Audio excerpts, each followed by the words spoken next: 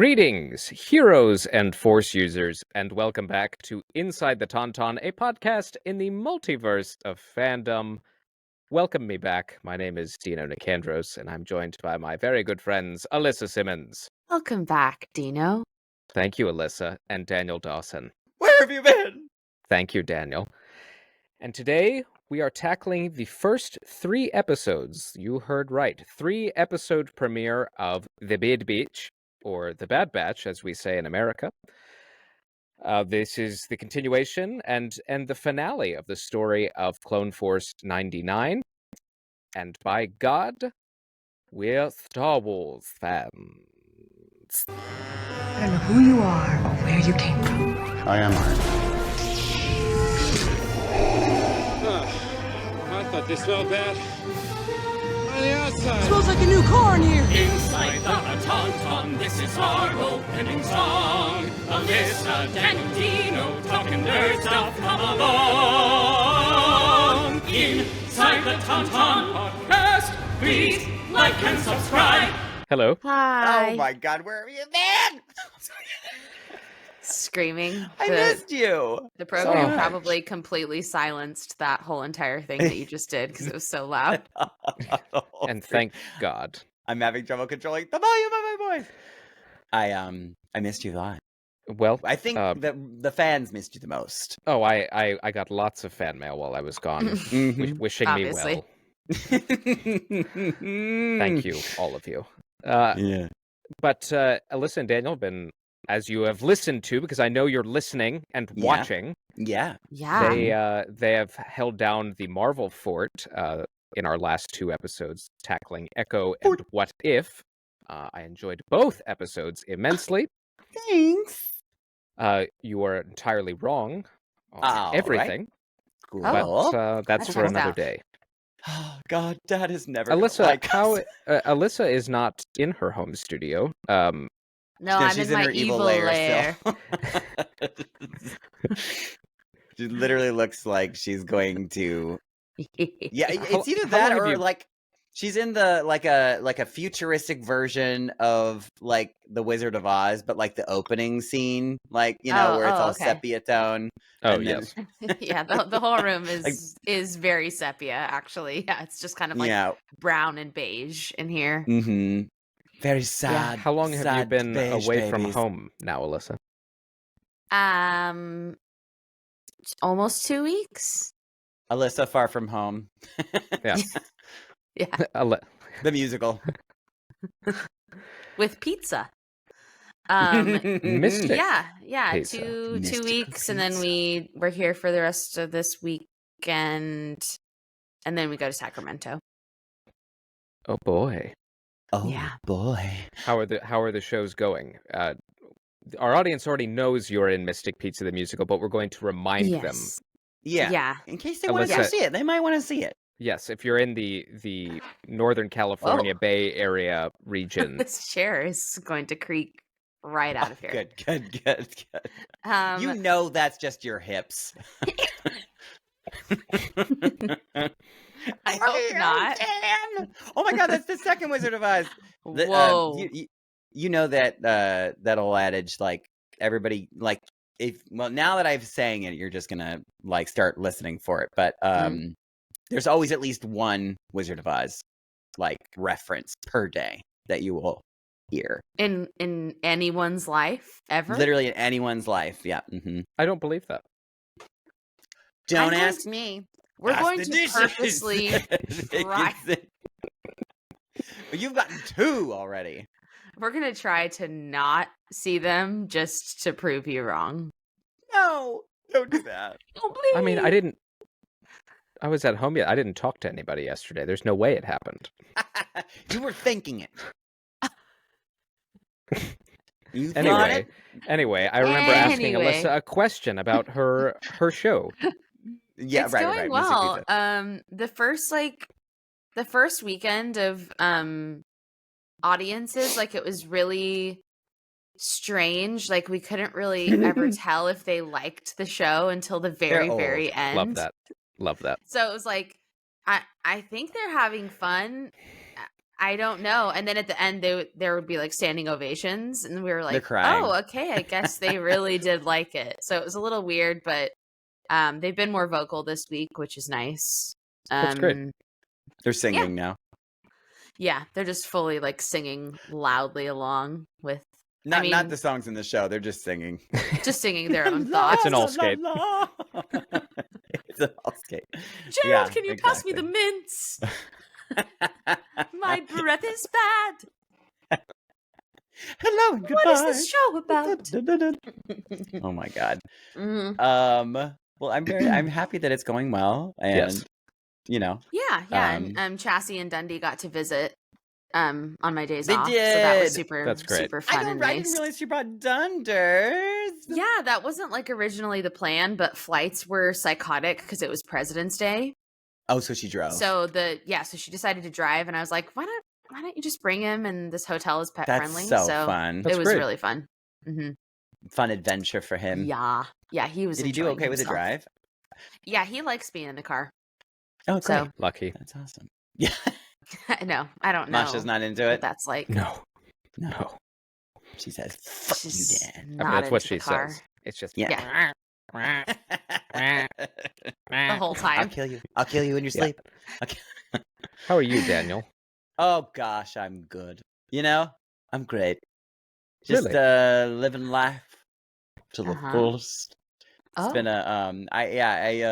such a random like hodgepodge of things that I'm doing lately. I feel like I'm a building manager now. I don't. It's very weird. No, I've been. I mean, you kind of are. Kinda, yeah, in a way. I know it's so random. Out of like all of the entertainment things that I do, I also help manage like our warehouse for 3D theatricals, and help it to like not collapse. Because sometimes it does, apparently. Oh, good. Yeah. And also the building I live in too, helping out with that as well. Yeah. Because it's sold. And I don't know if everybody like has seen this or like, has ever dealt with buildings. They everything just seems to fall apart all at the same time. Oh, They yes. get, they're It's- built at a certain year, and like And they it's all usually have like when a all shelf life. when all the and- warranties are just Yeah. expired. Yeah, on yeah, everything. Well, our building, the one I live in New Jersey, it's Mhm. allegedly only 8 years old, which Mm. I don't believe. But It was all a pack of the lies. the hot water boiler for the entire building went out, and granted, it's been like 20 Oh. degrees the last 2 weeks.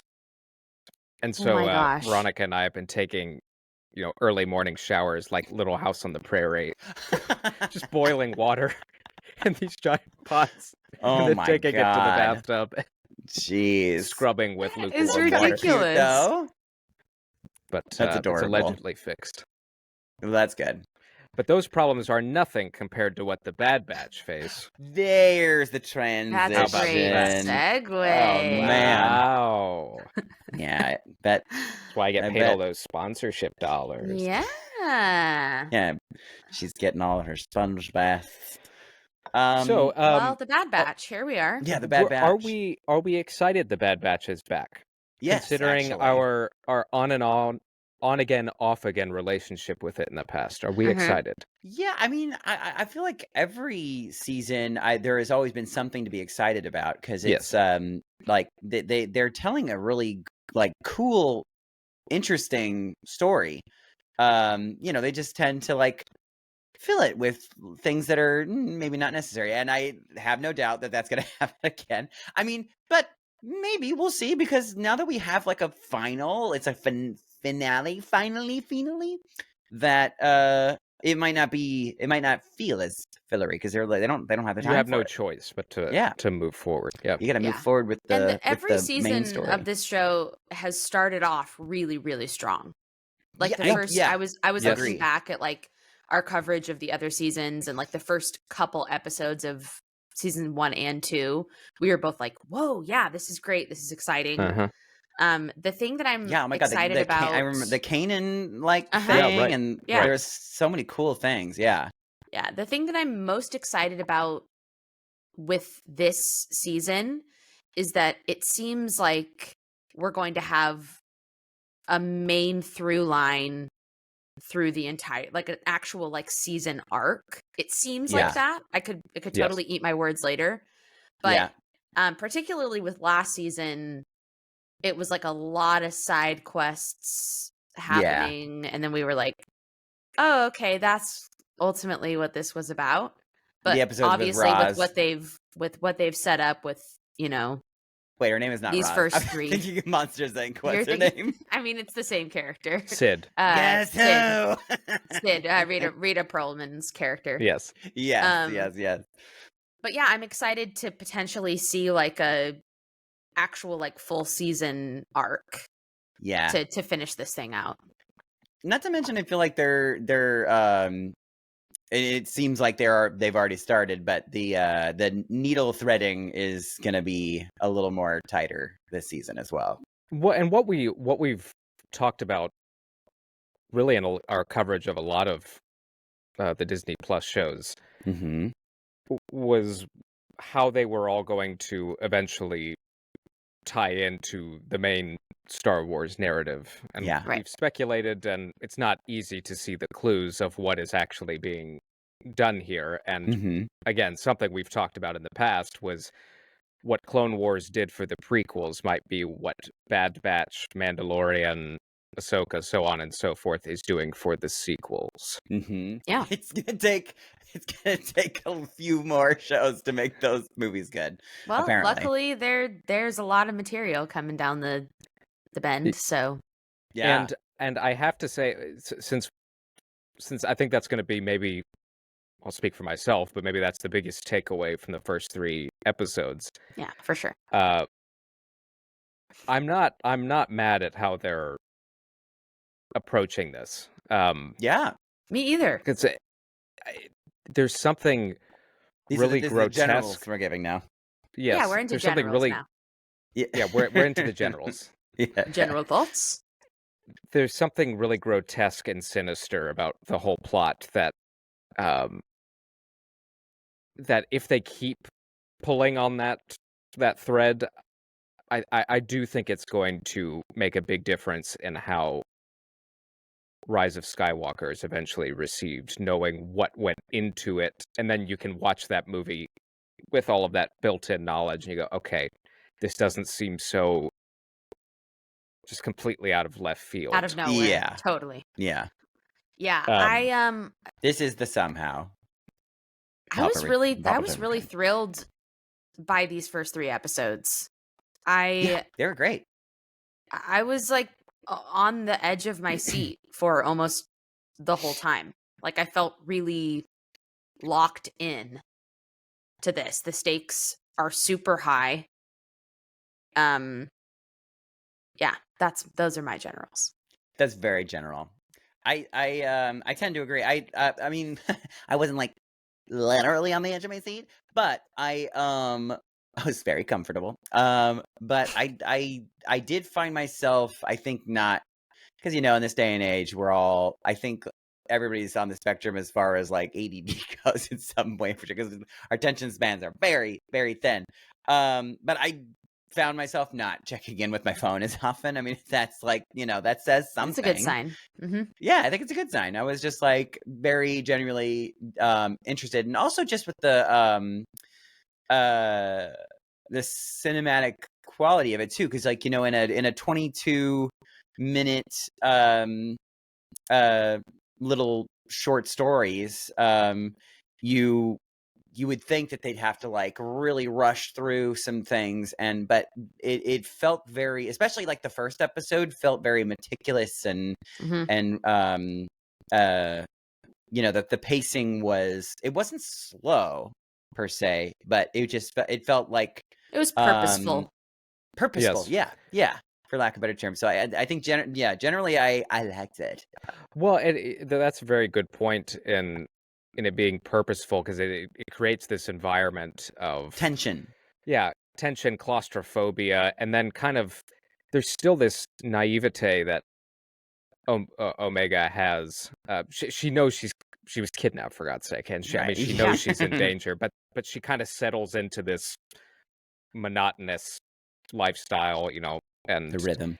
and then in that rhythm, you start to see Nala say trying to undermine Mm-hmm. everything and protect Omega, which is a really interesting dynamic. That's not going to Yeah. end well for Probably not. No. but super cinematic. I was I going to just say imagine the Nala thing Say getting hurt, you know, and like how that would how she would react to that. Like she's like, "Ow, wow, that really hurts." pain. Like I just can't imagine her emoting. that's not what I wanted so I much. don't like the way that Somehow. knife feels inside me. But you know, Or there's it's something. the total opposite of that, which is going to be even more alarming. It's Yeah. like blood curdling, like screams and like sounds that we've never heard come out of her. But honestly, it's really off-putting actually.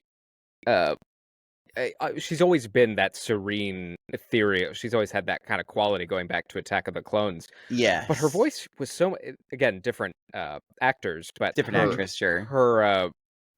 Her voice used to be much, I don't know, in a higher register. Again, kind of ethereal. Here, she does sound utterly defeated. Like Yeah. Yeah. Yeah. it's Totally. just resigned It's a to I'm doing some really bad effed up stuff. Yeah.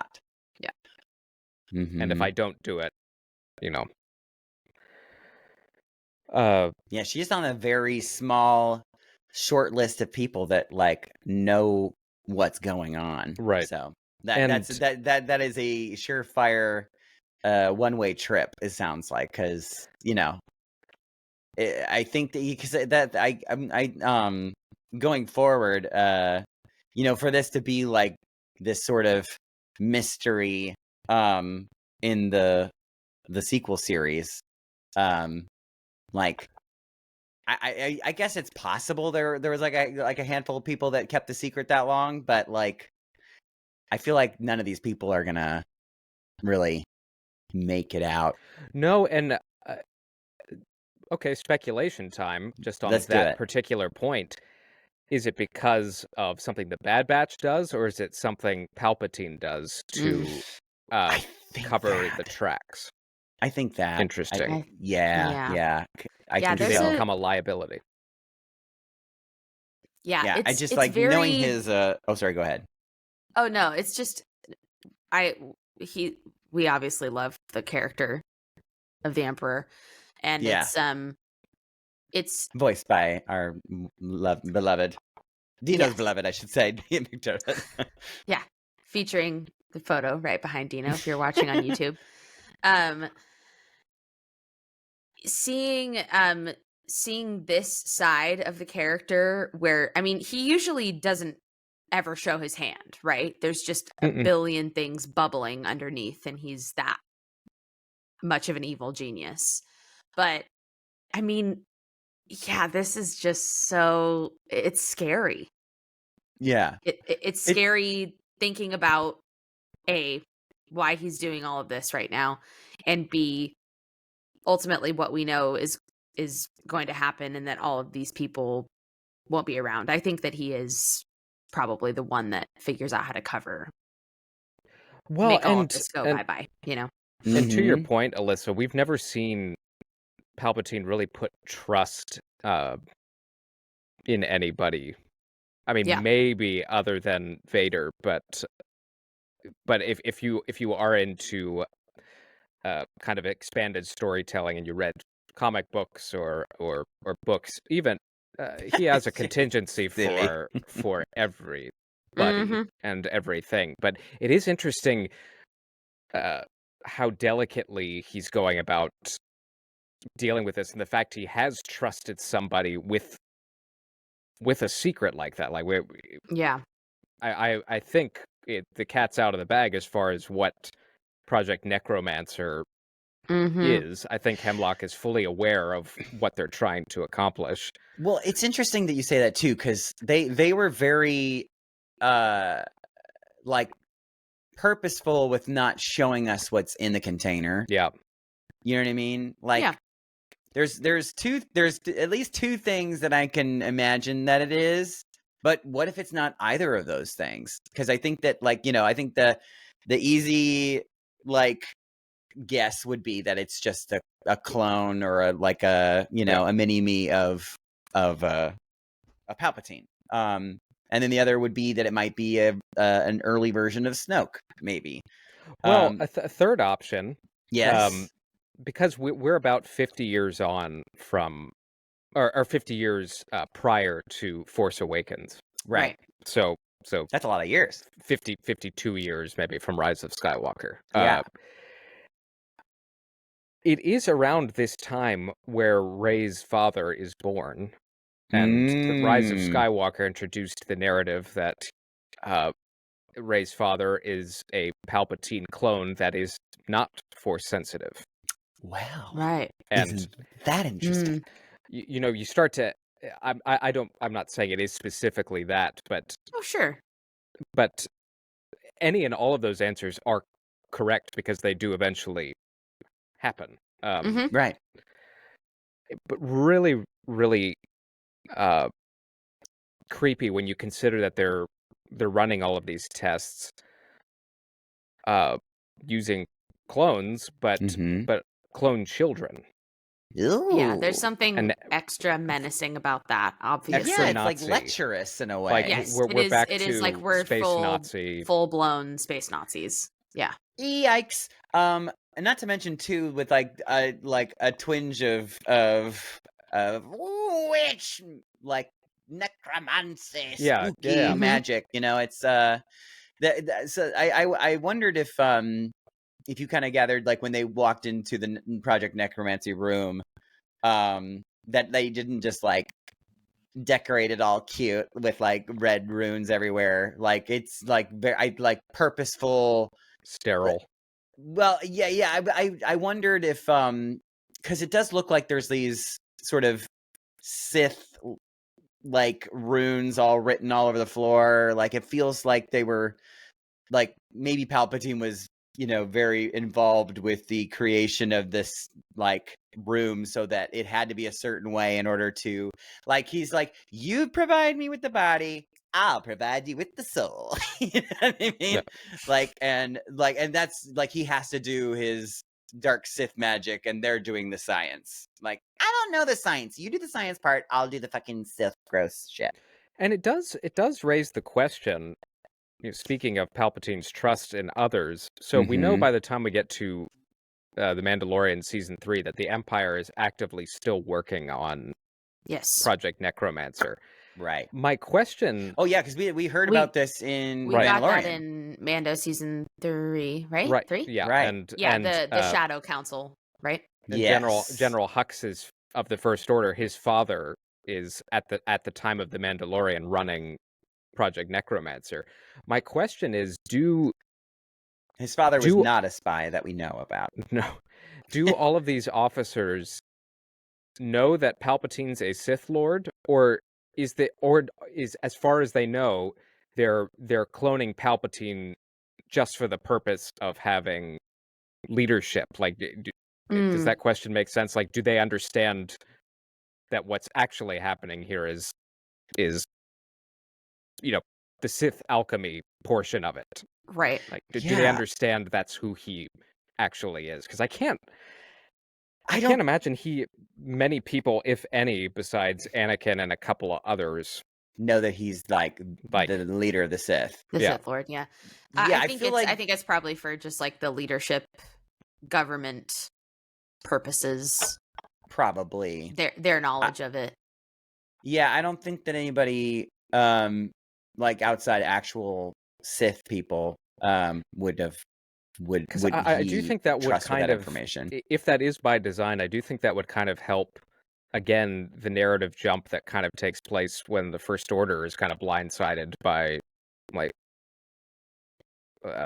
Palpatine's return. I remember them all kind of displaying a fair amount of skepticism, and they might be just trying to again color in the blanks, which would be much appreciated.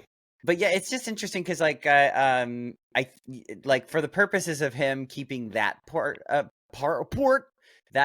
him secret, it's just interesting because it's like he's done a lot of really awful things just as the Emperor alone. But like he's worried that like the Sith part is going to be like the bridge too far for the rest of the Senate. Like, you know what I mean? Like, oh, I hope they don't find out about this because then they're going to be really upset. Which actually I'm thinking, I'm just thinking out loud here. Well, Hemlock does know because he's dealing with midichlorians. So, but that's interesting. I mean, I think it's a good. There's an argument there because why does he? Because I mean, like the midichlorians might. Well, because those specifically speak to one's force sensitivity, and if he's trying, and that Hemlock's knowledge is there. People know that. But here's the main question, and of course I know that like they haven't really. I don't think they've really. I think that they're attempting to get more into the science of midichlorians and like why. But then I guess. The Emperor assumedly has like hella midichlorians up in his blood, and they're like, at least they didn't say this, but it kind of gave off the idea that they're using his blood and seeing like which other like high midichlorian blood would be compatible with his. I guess. Yeah, that's at least what is that kind of what you got out of it too. I mean, quite possibly. I mean, I know the crux of the experiment is to create a clone body that has a high enough M count, as they call it, to hold Palpatine's, presumably essence. to hold his power. And think about it. Like you get 50 years on, and you see. Palpatine has returned, but he's hooked up to like a life support system. It's not working real well. Yeah. So like. But now, but I guess, okay, going back to my question, because I was sort of just, why would they need, because why don't they have everything they need with Palpatine in his blood? Do you know what I mean? Like, why would it's they about need somebody else's? Another body. Go ahead, Alyssa. I think the thing is that it's specifically an M count that shows no degradation. Sure. And right, yeah, you're right. So maybe his blood, I mean? Like, so it's possible that like obviously he's got a high M count, but like it has been like lowering and lowering, but with Omegas, like it shows no signs. Poor guy. It happens to the best. Oh, damn Start taking hymns. Well, and maybe one of you super canon experts who have read one of perhaps like the that book that's out about the history of the Sith. This was written probably 8 or 9 years ago. You haven't read it? Dino? I haven't. Very surprised, honestly. Shocking. But I wonder if there is a component here about one's usage of the dark side, and if that contributes to degradation or not. I don't know the answer. I'd buy that. Interesting. I'd buy that. Yeah. But it could be why the bodies deteriorate so quickly, and they need something really powerful, and the best they could come up with is what we end up seeing. Yeah. If those of you who are listening, I'm just going to clarify. Those of you who are listening, I'm assuming that if you are a Star Wars person, you know about M count, you know about midichlorians and everything. But if you don't, was introduced in the prequel series. If you're watching The Bad Batch and you haven't watched the prequels yet, here's just a brief piece of information. So it was introduced in Phantom Menace, and midichlorians are microscopic life forms that dwell within all living organisms. Midichlorians are a conduit for the Force, a necessary link that allows certain Force-sensitive beings to communicate with and manipulate the Force. M count is a measurement of the number of midichlorians an individual carries within them. High M count correlates to being powerful in the Force. Anakin Skywalker had the highest M count ever recorded at 20,000. He was like when he had his blood tested by Qui-Gon Jinn in Phantom Menace. So, this is why, and it's a quite controversial Star Wars topic, right? Because it kind of like, and I think that it's interesting because I'm so far. I mean, because it's been so controversial, they've decided to not even mention the word midichlorians. They're just saying M now count. instead for short. And it's been getting a little more like they're going away.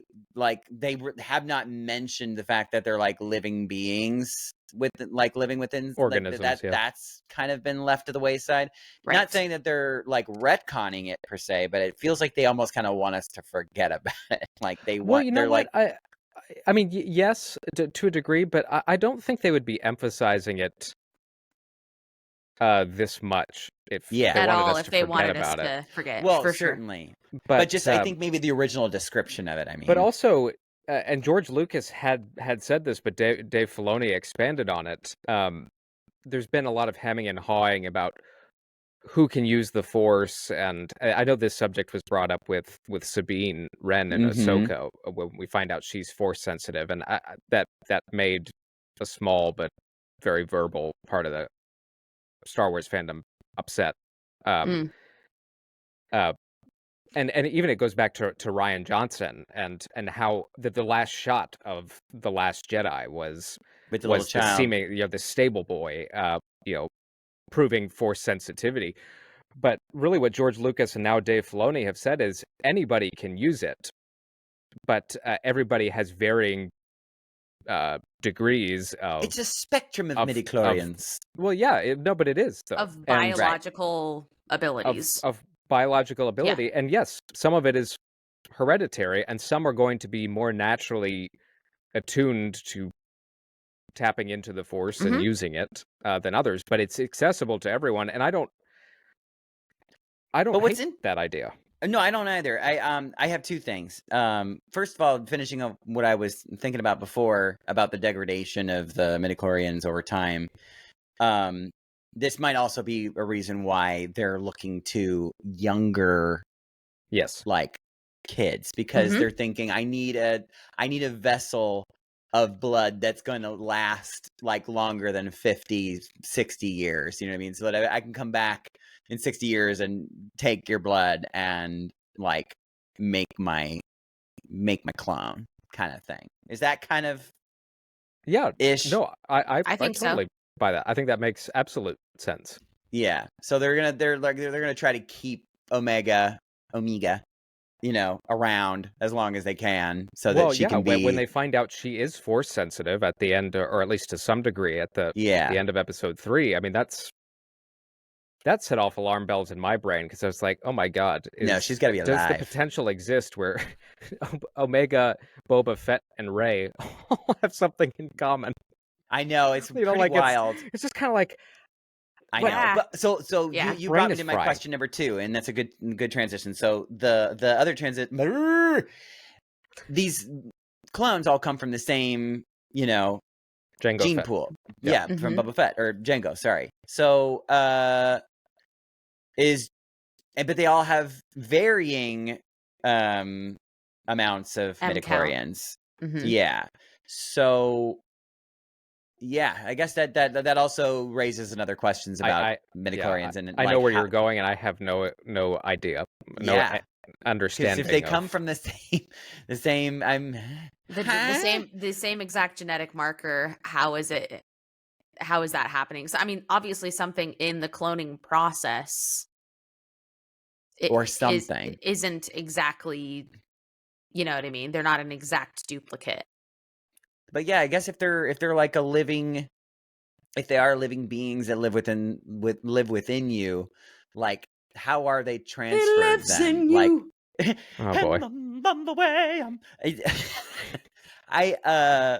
Yeah, like is it something that like at birth they like come into you, and is it like do they come into you like via? Stop saying that. Oh my God, Stop. they're coming. Just stop putting it like that. So when they come on your Stop. No, never mind. Okay. Yeah, I got Yes, I numerous understand the questions. question. This is exactly why Of All Ages was taken It has out been of the opening yes. monologue. Oh my Daniel, God. Yeah, I don't know. Yeah, it's interesting. I mean, I'm glad. Is there something that happens in the because we know Boba was a complete genetic match to, or Right. rather a completely unaltered version of And so of is Jango. Omega. But is there something that happens in the expediting process? Yeah, could be. I don't know. Well, okay, so you bring up another interesting point, and I think that kind of maybe killed my original idea because Good. good. That was his intention all Kill it. along. About like the degradation of the midichlorians over time, and like using a young source because it'll last longer or something, because these clones that they're using, minus Omega because she's special, they all age super fast, Yep. and they're bound to all basically be dead in like the next 20, 30 years or tops. The expedited ones. Yeah. Yeah. Which is basically everybody except for Boba and Omega, right? That we know about, at least at this point. Yeah. So yeah. So I mean, I guess they could be short. They're more short term. I mean, if what my theory is, if that's correct, then they're like more short term contingency plan, and Omega would be like more long term. Like, ooh, she could last a long time. I don't know. It's basically hocus pocus now. Star Wars. It's all hocus pocus. It might as well be. Yeah, you're right. I just want more explanations. I liked that episode 1 though. Entirely put the emphasis on Omega, and then started sprinkling in the seeds of a really fascinating relationship with Crosshair. Who, when we last left Crosshair, he and Omega were imprisoned together, and talk about somebody who's battling some real mental demons. Ooh, but yeah, their dynamic, it does. I like how it hasn't gone completely to Crosshair, coming to the realization that he's gay. The Empire's entirely bad, and I'm one of the good guys now. But instead, you get a really juicy piece of dialogue between the two of them, where she says, where she's talking about escaping, and he tells her to her face, I won't hesitate to leave you behind. Yeah, yikes. To get out of here. He's still there, and then she retorts, no matter what happens, I'm not leaving you behind. Yeah, and she's like, no, you're not. She's like, I believe you're good inside. And she's very much like doing the Luke to like Darth Vader talk to him. Like, and if anything, these first 3 episodes, yes, they were very Omega heavy, because really episode 2's the only one that really focuses on the Clone Force. Yeah, right. But even in episode 2, when they stumble upon the 3 young clones, it really starts to build this theme of found family. And can we just also talk about really quick that, like, I thought it was really, really cool that they brought in freaking Daniel Logan. Daniel Logan. Yeah, that's awesome. Very cool. Sounded great too. Fun.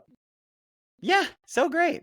And that might have been out of the 3 the most disturbing of all, mostly because of what they talked about. And they ruined a planet. Yeah, with I mean, it had like bits of, if you're familiar with the video game Halo, that's what it really reminded me of, was the totally. flood, these vine creatures. Oh yeah, go for it. I think you're onto it. When Alyssa. When I first saw them, I don't know. I know Daniel read the first couple, and you read the first couple of the High Republic comics, right? I'm glad you're good, because it did ring some bells in my head. I was like, wait, have I read about this? This is weird. So before they named them in the episode, which they did clarify that these are slither vines, which are a new Star Wars Slytherin.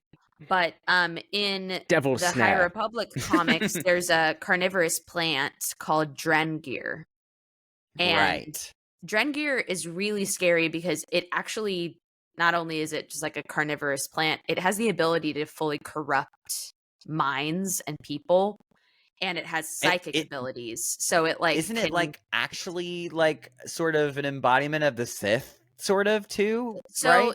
Yeah, it was created by ultimately by the Sith. And so like my ears were just like, and eyes were perking up about this, because it was like, yeah, the Empire used it, but I'm wondering, and a lot of other comic readers are talking about this online, if It's all the like rage. Palpatine, like, you know, found some semblance of that Drengir and then Took a used it sample. now and is using it as a weapon of his own making. So Well, and Yeah, you're he's right. like, I can turn it into my and pet. in the least he High tried. Republic era, the Slithervine, we're assuming maybe it's an offshoot of the Drengir, but the Drengir were basically it was used as biological terrorism, and these pirates would spread it on these planets and create just uninhabitable Mass chaos. mass chaos. And that's really creepy, but also perhaps another way in which Palpatine and or the Empire is covering tracks, because so the Bad Batch lands on this planet searching for Omega, and they find a completely derelict facility, Lab. just so creepy looking. so scary. Yeah. Again, kind of gave me like Nazis in Argentina kind of vibe. You know what I mean? Yeah. Like, just, I don't know. All of it was really, really unsettling. Is the word that keeps coming to mind. But yeah, I like that. Leave it to Dave Filoni to pull from all aspects of Star Wars, even the ones perhaps less familiar to people or less liked by people. But again, it's hopefully a window, you know? Yes. Or a door. Well, and I remember you know? when they were announcing the whole High Republic series with the books and the comics and everything, and I can't remember what writer it was, but they were like, it was me. It was Daniel Dawson. Yeah, I wrote he's a that. writer It now. did. And they were just saying, like, you know, we're exploring kind of like different types of scary within the Star Wars universe, and yeah, I mean, carnivorous. You're right though. Like specifically in Bad Batch, like I think each season has had kind of like a horror episode. Yeah. Right? Oh, it was Calvin Scott, I think, the writer. Okay. Oh, okay, got it.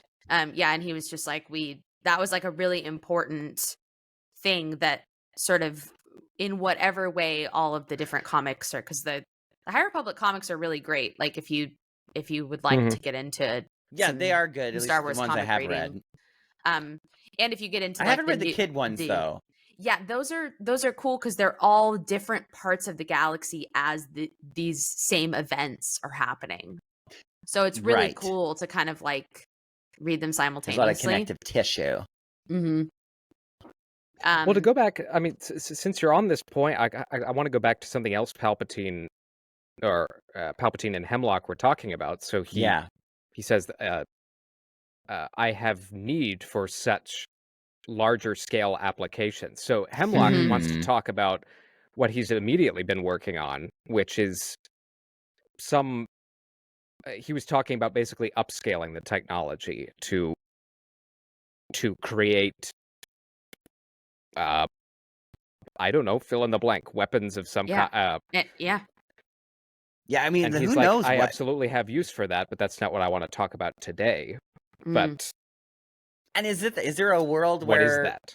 Like more than one Palpatine can exist at the same time? Like, I don't know. Like, I'm just wondering if like we're gonna find. I know, me too. I'm like, if we're gonna find fucking another version of Palpatine in the galaxy that, like, you know, Ahsoka and all of them are on now. I'm like, no.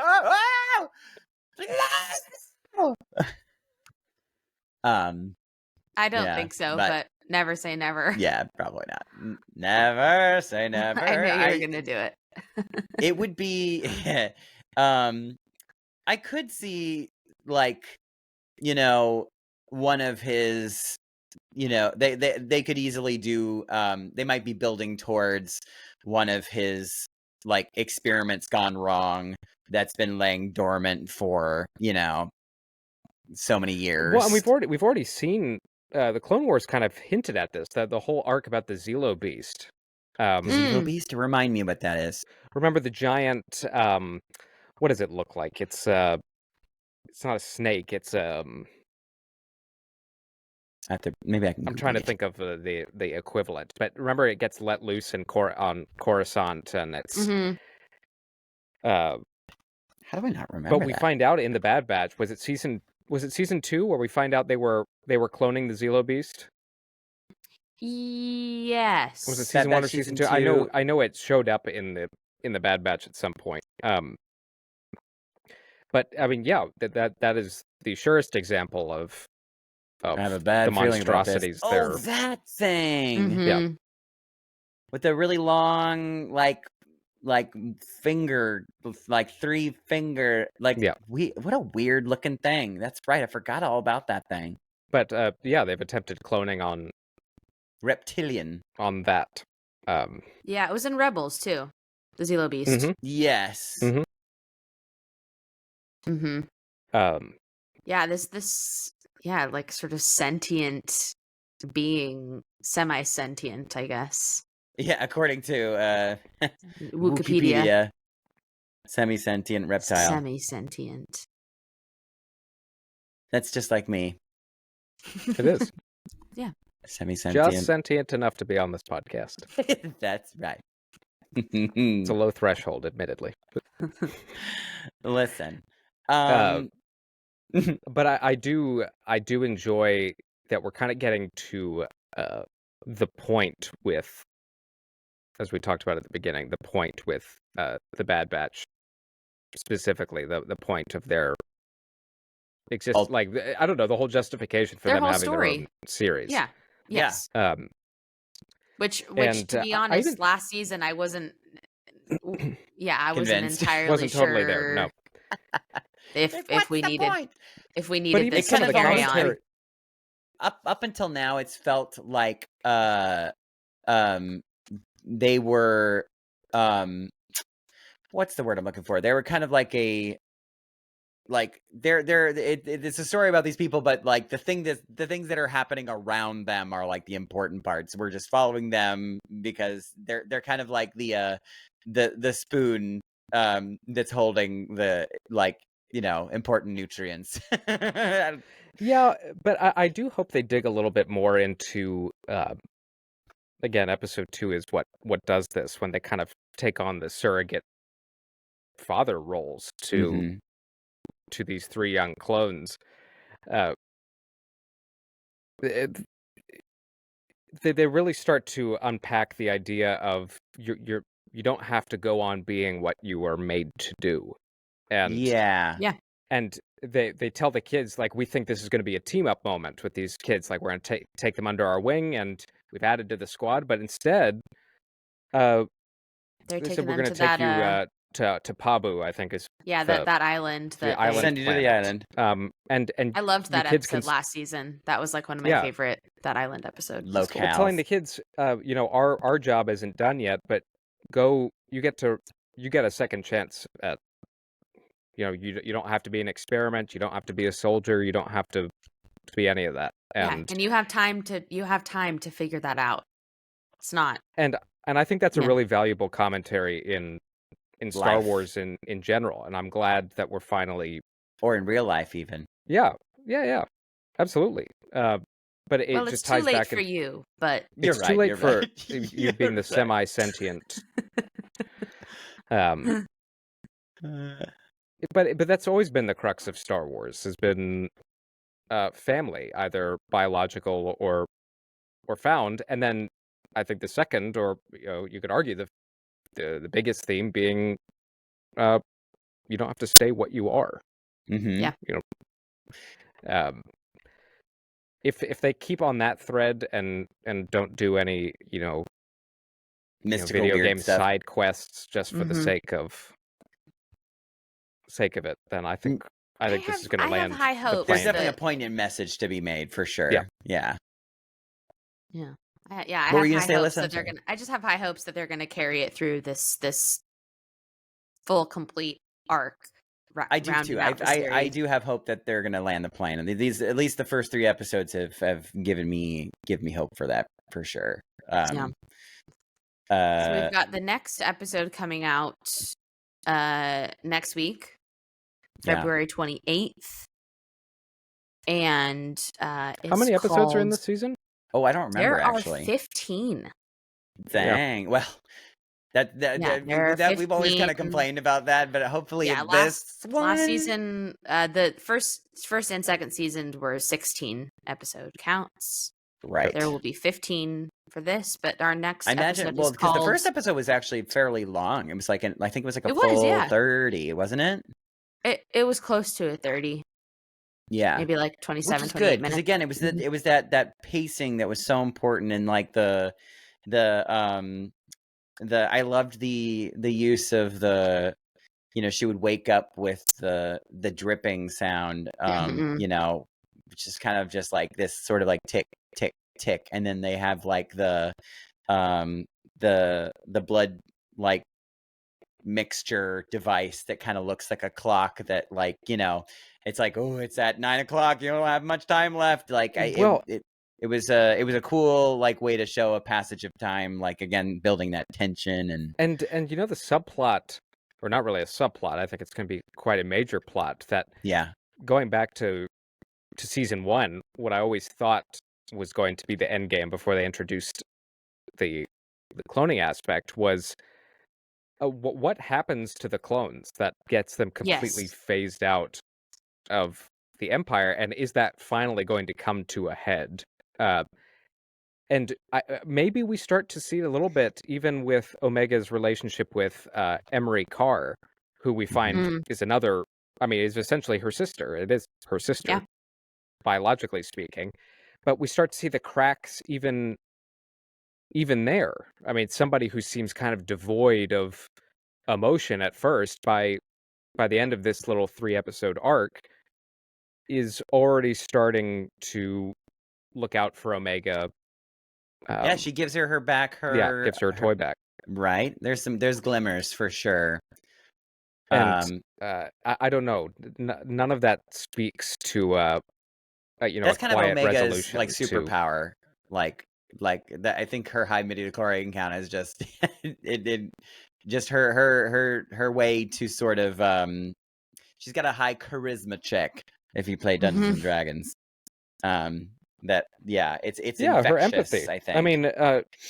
To her canine canine adjacent companion, and which is named Batches, right? Batches. Batches. Sure. Beaches. Beaches. No, it wouldn't be bitches. It would I think it was. There's no way. I think it was Batcher. Batcher, yeah. Bitcha? Yeah, I think so. Which is cute because it's like the Bad Batcher. Yeah, what was I going to say? I know we kind of already put a cap on this conversation, but I had a thought too, just about the midichlorian count being varying between each of the clones.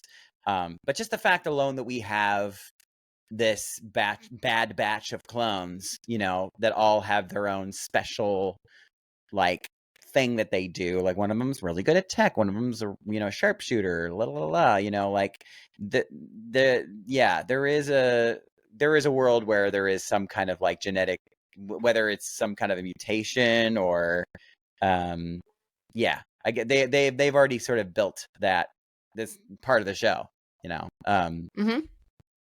so I guess midichlorians can also be different too, I suppose. I guess. I have a feeling you'll get answers in some capacity. Maybe. At the Somewhere same down time, the line. I kind of I would be okay if they didn't fully, because so many times, in lots of shows where they, it's very mystical or whatever, and they try to give you some sort of a a firm thing. Nobody's ever truly happy with the answer. They're like, oh, that's it. Oh, okay. Oh, bummer. I guess All that's right. cool. Yeah. Yeah. Anyway, kind of like Lost. Well, I love that show, by the way. That's what I was thinking. I was like, but I didn't mind that Same. they left things open. It was a I liked mystery. that show. Yeah, me too.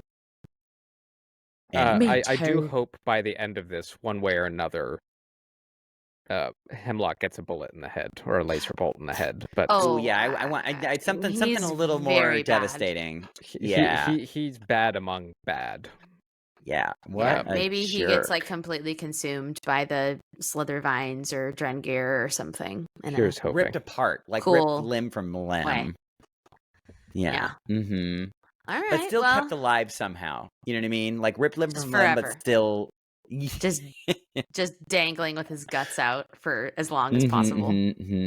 Yeah, like somehow the slither vine like doesn't have a way to speak, but like sort of like Independence Day has to like rip apart the body and like use his mouth to like speak. Work That's him like how a I puppet. want. No. Yeah, exactly. That's how I wanted Hemlock to go. Okay, well. All right, well, on that note, I think that Horse users incredibly of all ages.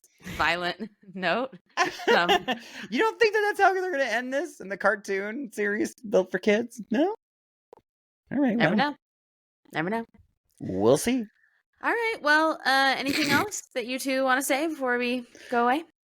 I'm looking forward to it. Yeah, I'm excited to talk more Bad Batch. Yeah, I guess we'll going forward, we're gonna kind of I think play this by ear for like the next episode. We might not be doing an episode for each episode, probably not.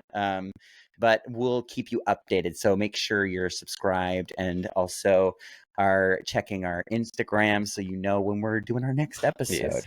And then we've got Dune on the horizon. Yes. That might more than likely will be our next episode. Yes. Exciting. So buckle in for that. Oh baby. Sitting at All right. 98% on Rotten Tomatoes right now. Oh It's quite my high. goodness. That is quite high. Quite high. Oh, did you guys I'm sorry, but right before we go, because I'm like already on it, do you guys want to know like what the score they're getting for season 3 is? Oh, of Bad Batch? Sure. It's a terrible Oh, sentence. Yeah, I have not looked. On IMDb, the first episode 8.0, sensible. Okay. Episode 2 7.4, also sensible. And top rated the third episode at 8.7. I mean, they're doing great. I think it's actually some of the highest scores that they've gotten I believe for that. the series. Yep. So yeah, it's turned into very good good sign. Star Wars. So yeah, I'm excited. Great. All Cool. right. Great. Well, great. Well, I hope you all have a great day. Yeah, you too. Thanks. All right. This is Inside the Tauntaun. I'm Alyssa Simmons. And I'm Daniel Dawson. and I'm Dino Nicandros. May the force be with you. Always. Inside the Tauntaun podcast, please like and subscribe.